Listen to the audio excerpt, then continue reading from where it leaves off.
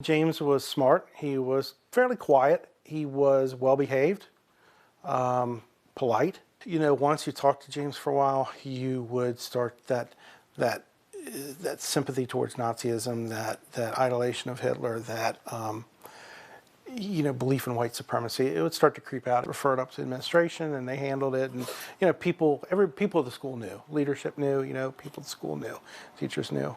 It was pretty clear he held white supremacist views. You know, he was into this whole idea that, you know, the whites were a dominant race. They had, you know, and he was a bright kid. I mean, he could go back and use historical points to back up his argument, or at least in his view, they were backing up his argument. That's why when I saw this originally, I was shocked. I thought, you know, I knew he had some really far out beliefs, but I never knew it could come to this point. His senior year, he was wanting to join the Army, and he was, you know, I had him in class twice, and he was keeping me up to tabs with, you know, every step of the process, working with a recruiter, all that stuff.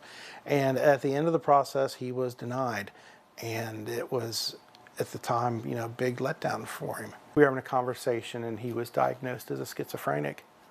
And, you know, as a teacher, that's a pretty heavy thing to hear from a student. He was very solidly probably behind Donald Trump, maybe a little further right than Donald Trump. I knew he was, you know, very into the idea of things like a border wall and, you know, stuff like that. You know, he wasn't, you know, a triple letterman at high school. He wasn't on all these groups and councils that you had just tons of, you know, you could just look in a yearbook and say, oh, let's find this student and ask him about him. Or, yeah, he was a pretty quiet guy, pretty much stuck to himself. His German was probably pretty decent because he was a Germanophile. I mean, he loved, you know, the German language, the culture, all this stuff. And then, of course, that went much further and darker, you know, into Nazism, Adolf Hitler, and, you know, views on race and white supremacy, sadly. If you could just pull away from him those beliefs, those dark, you know, the Nazism, the, you know, all that, if you could pull that away, you're looking at a pretty